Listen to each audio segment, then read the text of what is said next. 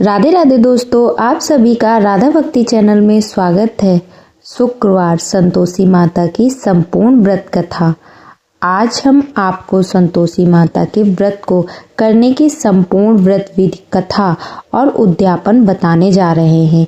हे माँ, जिस तरह से आपने उस दुखियारी बहू को प्रसन्न होकर पुण्य फल दिया, वैसा माता सबको दे।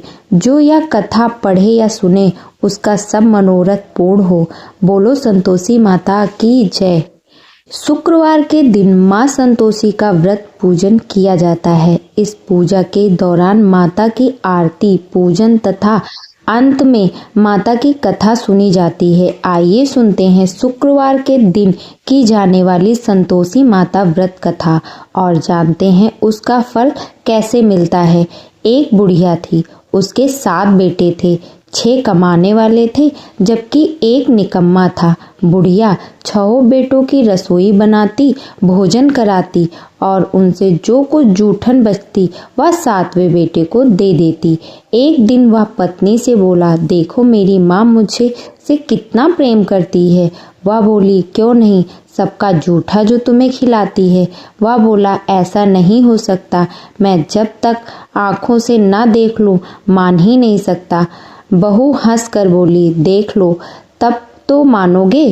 कुछ दिन बाद त्योहार आया। घर में 7 प्रकार के भोजन और चूरमे के लड्डू बने।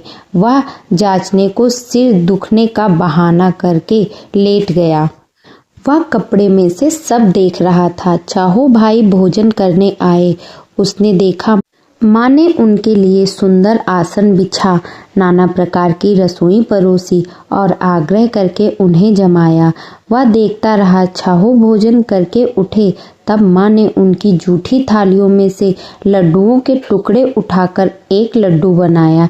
जूठन साफ कर बुढ़िया माँ ने उसे पुकारा, बेटा 6 भाई भोजन कर गए, अब तू ही बाकी है, उठ, तू कब खाएगा।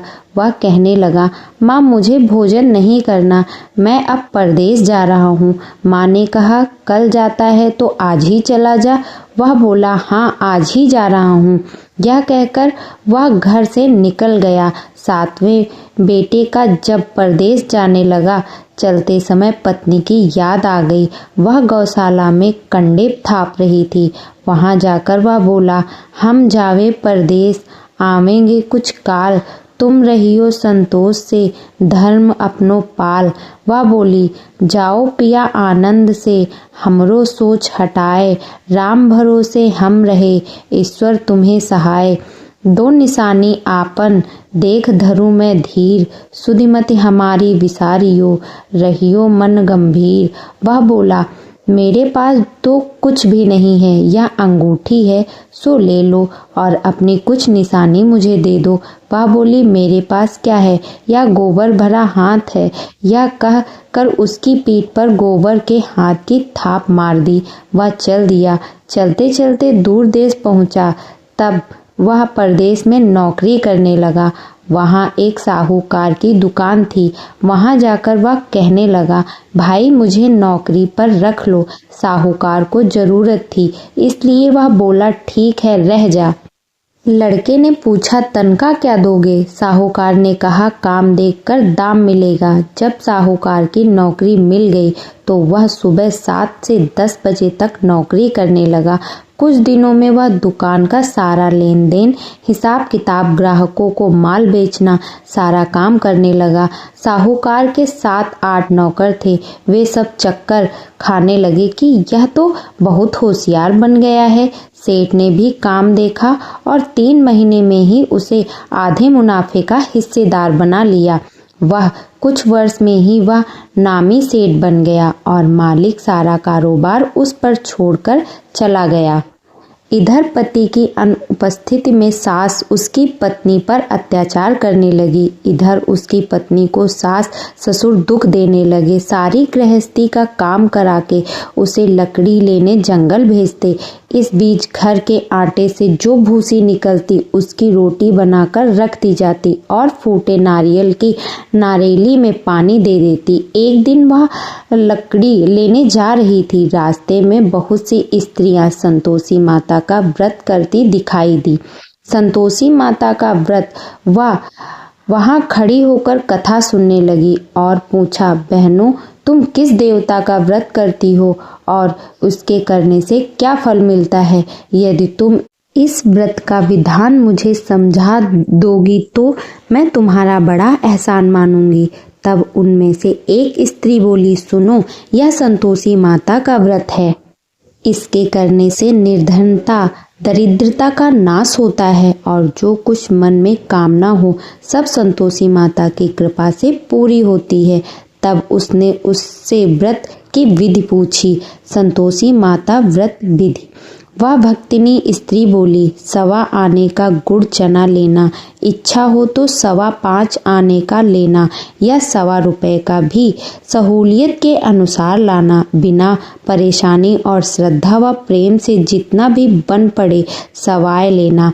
प्रत्येक शुक्रवार को निराहार रहकर कथा सुनना, इसके बीच क्रम टूटे नहीं, लगातार नियम का पालन करना।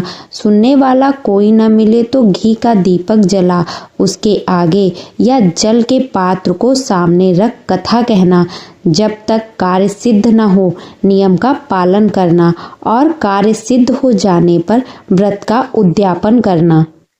3 मास में माता फल पूरा करती हैं। यदि किसी के ग्रह खोटे भी हों तो भी माता वर्ष भर में कार्य सिद्ध करती हैं।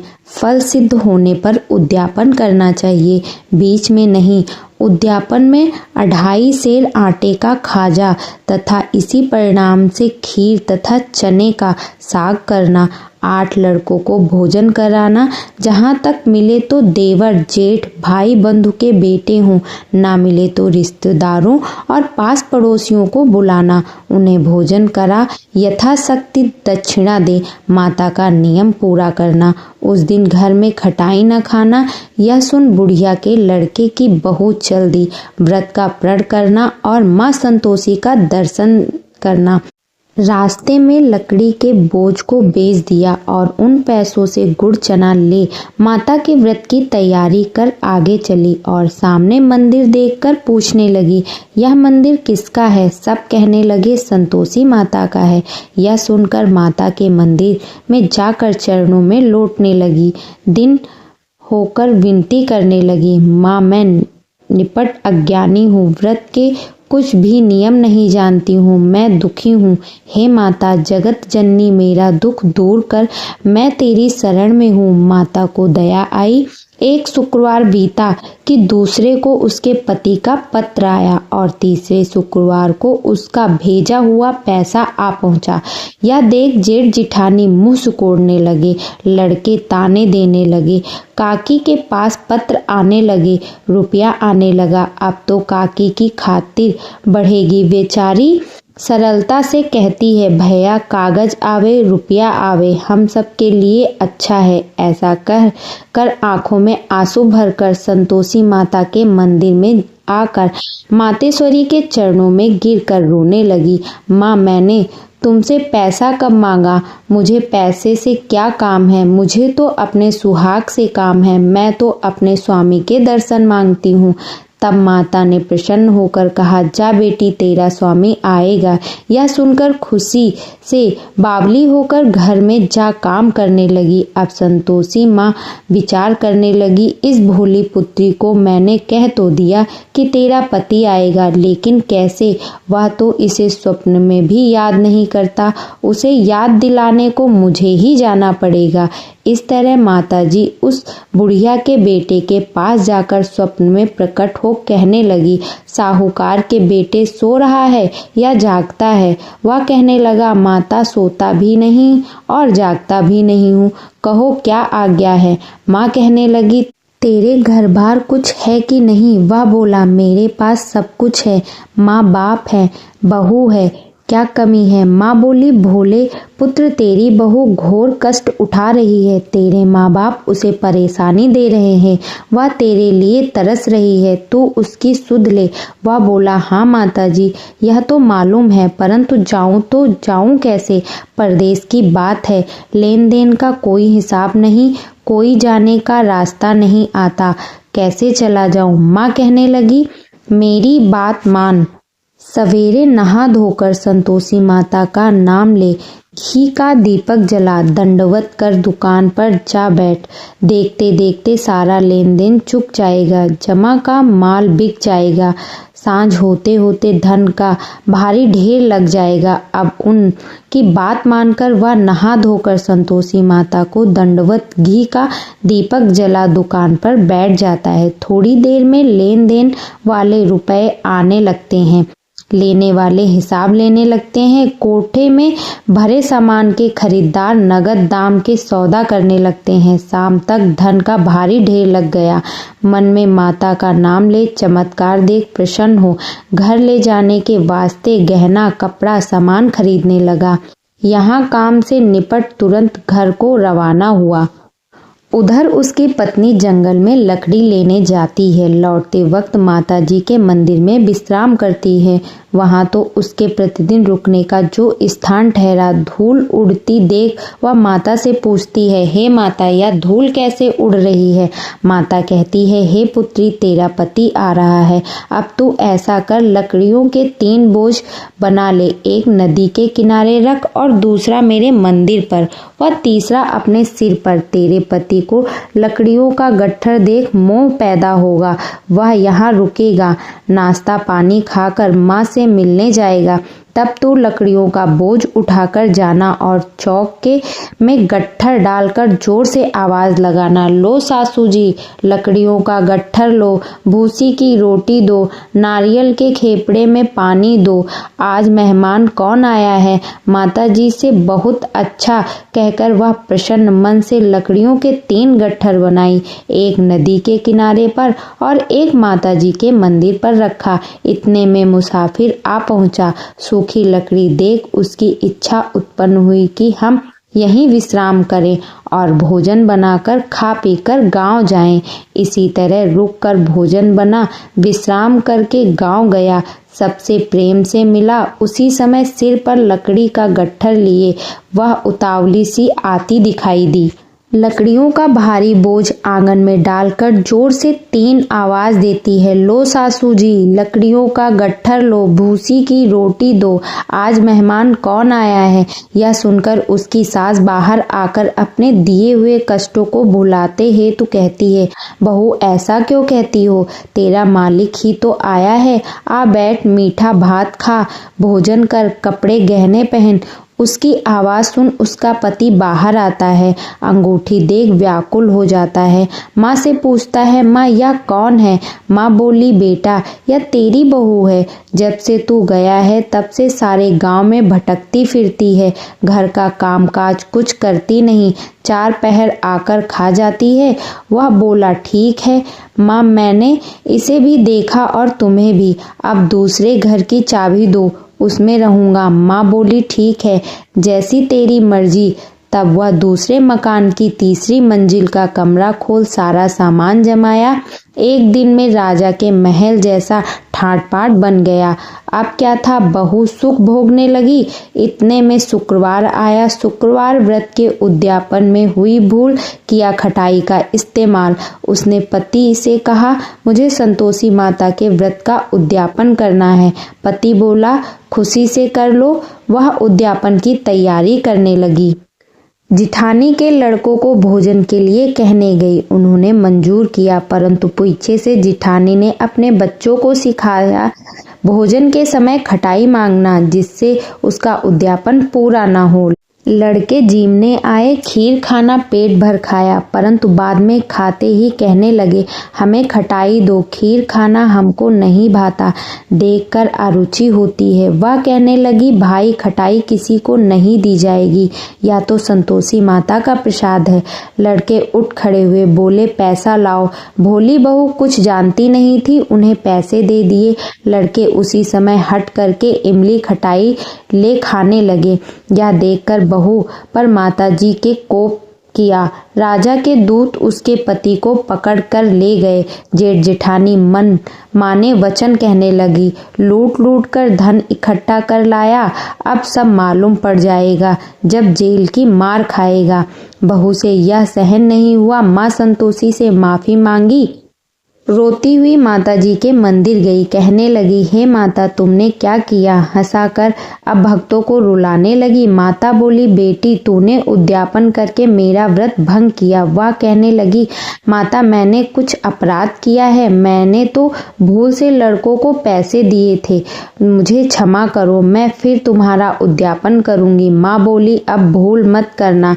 वह कहती है, अब भूल नहीं होगी, अब बतलाओ वे कैसे आवेंगे? माँ बोली, जा पुत्री, तेरा पति तुझे रास्ते में आता मिलेगा। वह निकली, राह में पति आता मिला। वह पूछी, कहाँ गए थे? वह कहने लगा, इतना धन जो कमाया है उसका टैक्स राजा ने मांगा था, वह भरने गया था। वह प्रसन्न होकर बोली, भला हुआ, अब घर को चलो। कुछ दिन बाद फिर शुक्रवार आया, फिर किया व्रत का उद्यापन। वह बोली, मुझे फिर माता का उद्यापन करना है। पति ने कहा, करो बहू।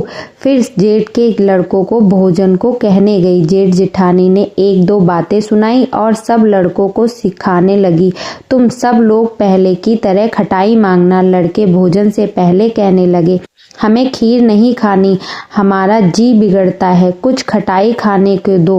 वह बोली, खटाई किसी को नहीं मिलेगी, आना है तो आओ। वह ब्राह्मण के लड़कों को जाकर बुलाकर भोजन कराने लगी। यथाशक्ति दक्षिणा की जगह एक एक फल उन्हें दिया।